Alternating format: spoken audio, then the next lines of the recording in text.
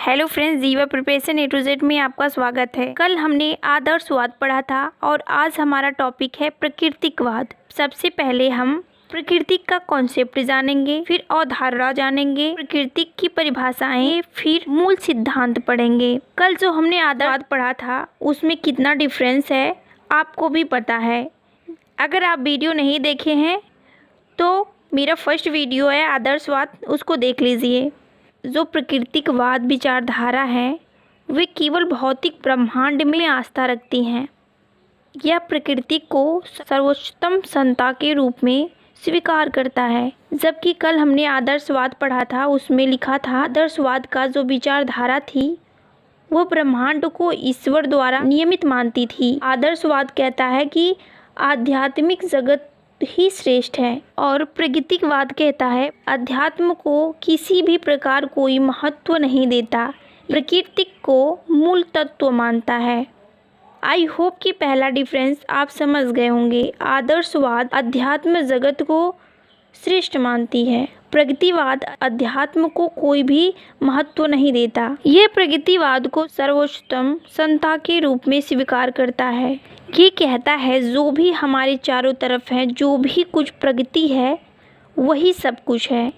ये अध्यात्म को कोई भी इम्पोर्टेंट नहीं देता, बल्कि जबकि आदर्शवाद अध्यात्म को ही श्रेष्ठ मानता है। अध्यात्मवाद ईश्वर को अंतिम सत्य और आत्म को ईश्वर का अंश मानता है और मनुष्य जीवन का अंतिम उपदेश आत्मानुभूति, ऐसा आदर्शवाद कहता है।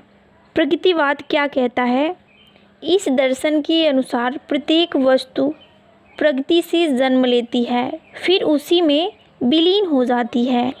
प्रकृतिवाद कहता है कि हर एक चीज़ कुछ भी हो वो प्रकृति से ही जन्म लेती है और एक ना एक दिन उसका अंत आ ही जाता है और वह फिर से उसी में विलीन हो जाता है। यानी कि प्राकृतिकवाद मानता है कि व्यक्ति कुछ भी नहीं है, सिर्फ 5 चीज़ों का मिश्रण है। प्रकृति को कहते हैं भूमि, जल, पावन, पावन को कहते हैं आग, गगन, गगन को कहते हैं आकाश, समीरा, समीरा को कहते हैं वायु। तो इस प्रकार से ही नियमित होता है। आई होप कि आपको प्राकृतिकवाद अच्छे से समझ आ गया होगा। अब हम बढ़ते हैं आगे और प्राकृतिकवाद का अर्थ जानते हैं। प्राकृतिकवाद शब्द में प्राकृतिक शब्द का 2 अर्थों में प्रयोग किया गया है, भौतिक प्रकृति और मानव प्रकृति। भौतिक प्रकृति को दर्शन शास्त्र के प्राकृतिकवादी सिद्धांत में सहवस्तु माना गया है। मानव प्रकृति की व्याख्या मनोविज्ञान कहता है। प्राकृतिकवाद विज्ञान में आस्था रखता है क्योंकि विज्ञान के सहारे ही हम प्रकृति के रहस्यों का पता लगा सकते हैं। प्रकृति ही समस्त विश्व की रचनाकार है। प्राकृतिकवाद विज्ञान में आस्था रखता है क्योंकि विज्ञान के सहारे ही हम प्रकृति के रहस्यों का पता लगा सकते हैं। प्रकृति की समस्त विश्व की रचनावाद व पालनहार है। प्रकृति ही नियम है और वही नियंत्रता भी है। प्रकृति ही साधन है और वही साक्ष्य भी प्रगति की आदि है और प्रगति है अंत है।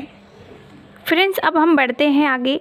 प्रगतिवाद की परिभाषाएं कुछ जान लेते हैं। वाइस के अनुसार प्रगतिवाद एक प्रणाली है और जो कुछ आध्यात्मिक है उसका बहिष्कार ही उसकी प्रमुख विशेषताएं हैं।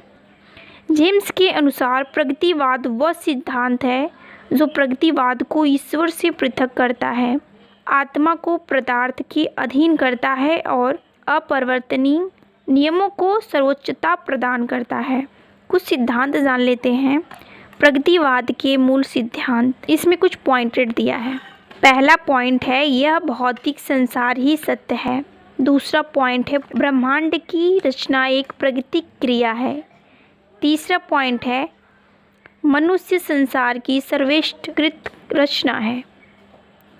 फोर्थ पॉइंट है प्रगति अंतिम सत्ता का वास्तविकता है। 5वां पॉइंट है प्रकृति के नियम अपरिवर्तनीय है। 6वां पॉइंट है प्रगतिवाद में धर्म व ईश्वर का कोई स्थान नहीं है।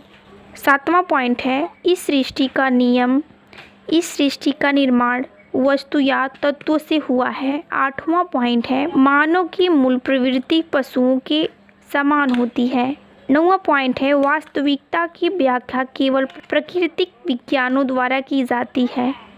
लास्ट पॉइंट है संसार का कर्ता या कारण दोनों स्वयं प्रकृति है। अब हम जानेंगे विशेषताएं। प्रकृतिवादी शिक्षा की विशेषताएं। इसमें दिया है प्रगतिवादी शिक्षा में बाल केंद्रित शब्द का प्रयोग सर्वप्रथम जॉन एडम्स ने किया है। इसमें शिक्षक पाठ्यक्रम व परीक्षा के स्थान पर बालक को शिक्षा का केंद्र माना गया है। दूसरा है पुस्तकीय ज्ञान का विरोध।